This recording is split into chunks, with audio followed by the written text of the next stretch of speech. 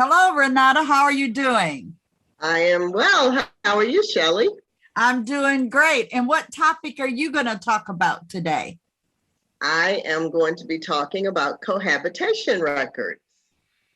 Well, that's awesome. Go for it.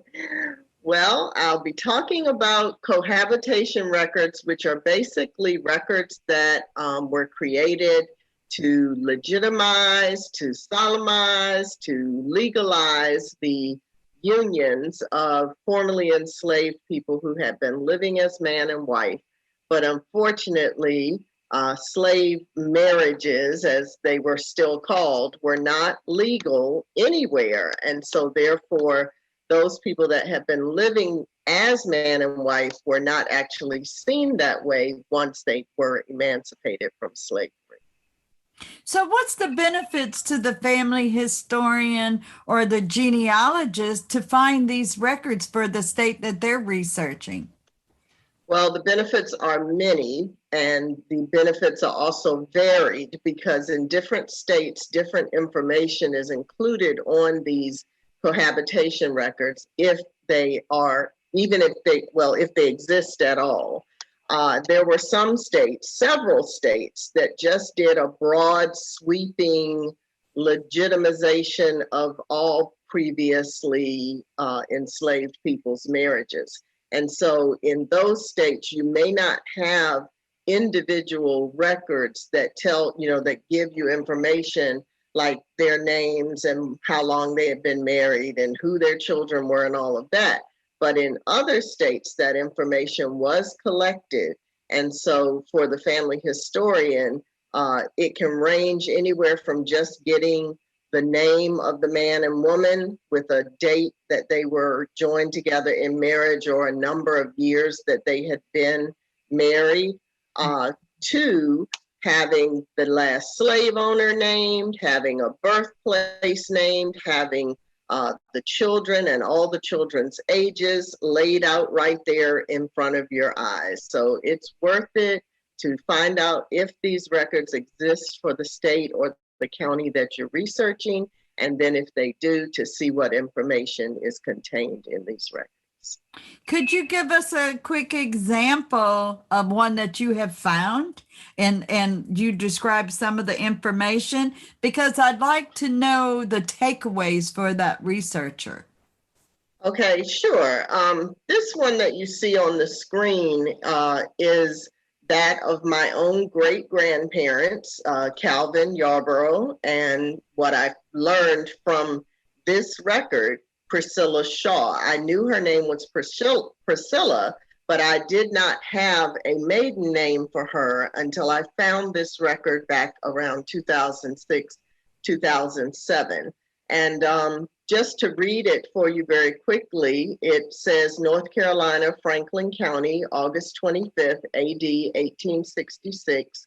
Before me, T.C. Horton, clerk of the county court for said county, personally appeared Calvin Yarborough and Priscilla Shaw, residents of said county, lately slaves but now emancipated. Acknowledge that, and I think it's the little cutoff on the right-hand side, but it was they acknowledged that they do cohabit together as man and wife, and that said cohabitation commenced 27th December 1860. And it's signed by T.C. Horton, the clerk of court. And then you can kind of see that right under it, there's another one so this is in a big, one of the big heavy books with several of these recorded on each page. Now for me, there was just a bounty of information here. When I found this record, I was still trying to verify whether or not my great-grandparents had even been enslaved. I assumed they had been enslaved because I did not find them on any records previous to the 1870 census. I did not find them in the 1850 or the 1860 census. And so this record provided the actual documentary proof that I needed, because it clearly states lately slaves but now emancipated. So that was one very valuable piece for me.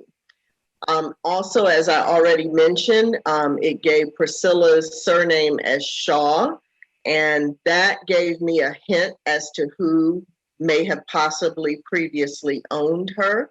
We do know that in not all cases, and not even in the majority of cases, did our ancestors take the name of their last enslaver. But with me not having any idea where Priscilla had come from or who she may have been owned by, it was a great hint for me, and I was able to connect her to a Shaw family. And then getting an actual date that they had begun living as man and wife, and the fact that it has an actual date, down to the day, the 27th of December, 1860, kind of tells me that something probably happened on that day, in that they had some kind of a ceremony, even if they just, were on the master's porch or they jumped over a broomstick or something like that. That gave me a hint that there was actually an event that happened on that day to begin their time as man and wife. And so those are just a few examples. And this one is from North Carolina, where you don't tend to get some of that additional information that I mentioned, like the last slave owner. Those you won't find on most North Carolina cohabitation records. But for me, this was a really great lot to share. Yes, it is. And so one last question. Where would someone go find cohabitation records at? So cohabitation records are available in a few places. Family Search has a collection that is not yet searchable or completely searchable, but you can use the Family Search Wiki to see which states they have, and then you can go to the collection for that state and browse the images for the counties if they have them available that you are looking for. There are some that are searchable, but they just have not finished getting them indexed yet. There are also, I really encourage people to use the US Gen Web, because this is one of the first types of records that people are transcribing and putting on the Gen Web sites. So I encourage you to look there. And then the Freedmen's Bureau records which is connected to Family Search, and you get to them by going to discoverfreedmen.org. These have been digitized, but are not, and I'll say yet, because I know they're working on it. So they're not yet searchable, but the Freedmen's Bureau will have most of the cohabitation records from the states for which they're available. But one exception I can tell you right off the top of my head would be the state of North Carolina. And that's because the General Assembly, I didn't even talk about how this, so it started off with the Freedmen's Bureau making the effort to legitimize these marriages.